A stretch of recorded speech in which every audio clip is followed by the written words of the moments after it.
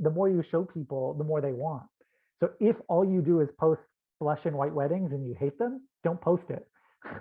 Over time, like phase it out and start showing the things you want to be doing, because then you're going to be known for those other things. But if all you do is post barn weddings as a photographer, your clients are only going to see you that way because they don't know you do anything else.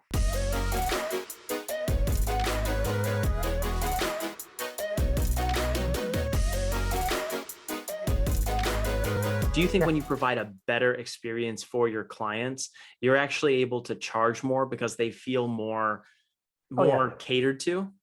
Yeah. There's a level of like white glove service.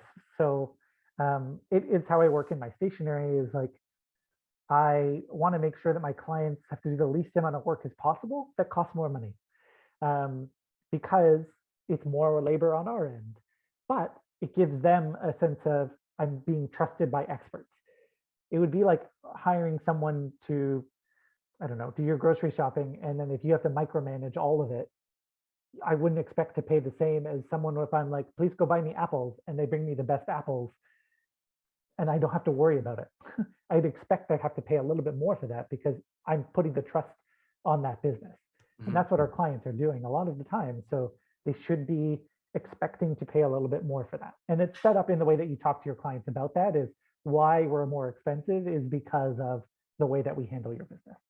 I love that. Jordan, there's such a interesting conversation happening right now about pricing in the industry. And I think there are a lot of clients that come through when they're either considering getting married or having an event or something like that, that they're actually shocked how much it costs. And I see all these vendors saying, giving kind of these like horror stories about, oh my gosh, they wanted a $5,000 wedding and they expect us to be professional for that much. Well, I think that's not so shocking when you consider that a lot of times the professionals don't do the education and the client onboarding needed to actually show them that there's this gap. Like you could have your cousin Yeah, freehand your stuff and sure, maybe it could be good. it might be good. Yeah, It might not be on time. It might not be, there might be spelling mistakes. There might be like little things. You never know. crooked. Yeah, like there's a lot of different things that happen there when you kind of do a backyard wedding, so to speak, where it is family and friends helping and contributing. That's all great, but they may not realize that there are certain legal implications. Like for us, you have to have a ordained minister. It can't be your best friend to do it to officiate your wedding. Someone has to be an officiant to do it here. Like in Ontario, it's legally they have to be approved by the like. You have to have someone else there to officiate. You can have someone read something and mock the ceremony, but someone has to physically say the part that's an officiant. So as much as someone's like, oh, I want to save that money, you're not necessarily going to save the money if you're not legally married here. Like there are Yeah. things that they don't know. And that's our place to have those conversations to educate our clients what that actually means and why it matters. They can choose to only invest for that $5,000 wedding overall, but they have to realize the sacrifice and limitations they're going to have in there. And they only do that after they've talked to enough people to realize that. And I mean, some clients are super stubborn and are like, well, you're too expensive, so I'm going to go find someone else. And someone will likely fill a gap. There's always someone who's willing to do it, but I think it's on us as a business to say, this is my line that I'm not willing to cross, and this is the line I am. Do you think the middle is clearing out? Meaning, do you think we're getting this separation of the vendors and of course the clients that are willing to pay top dollar to get a premium experience, whether it's virtual or in person, and really do the job? I don't even want to say right, but maybe professionally.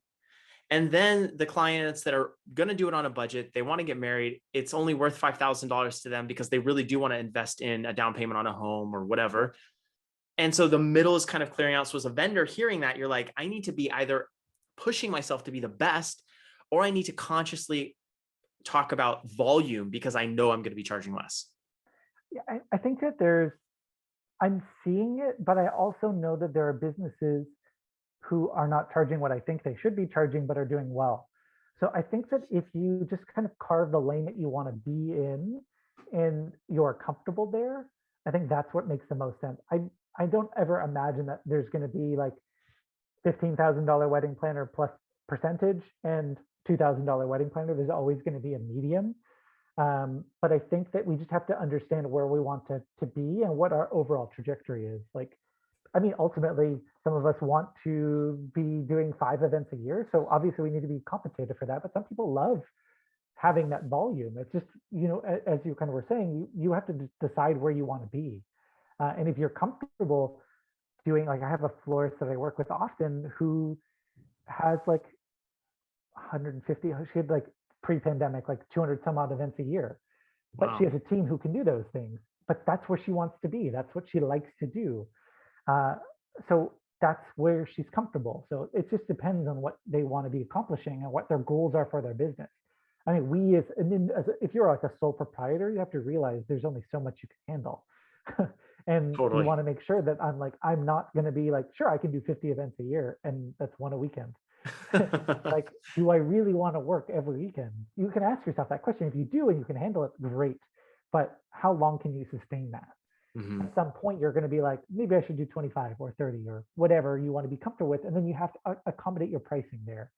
I think it also comes down to client wise, what they're willing to invest is really about what level of service you're going to be producing. So if you are going to be a little bit more expensive, you don't want to be positioning yourself as a volume producer.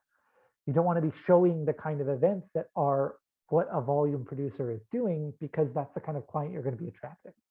Mm. This is huge. I actually spoke with Megan Ely in season 1 of our podcast about how, oftentimes pros will put out information, whether it's copy, whether it's pictures. They give an example of an audience or what a sample audience would look like or a sample client would look like. And then they attract more of those people. And it's like, I didn't want that. And it's like, that's the only thing that you're showing. And I think that's what you're alluding to a little bit, Yeah, there correct? was there was the naked cake trend for a long time, and I know a number of my cake friends were like, I'm done. Like, this is not a creative challenge for me anymore. And I'm like, so stop posting it. Yeah. Like I get why, but the more you show people, the more they want. So if all you do is post blush and white weddings and you hate them, don't post it. Over time, like, phase it out and start showing the things you want to be doing, because then you're going to be known for those other things. But if all you do is post barn weddings as a photographer, your clients are only going to see you that way because they don't know you do anything else.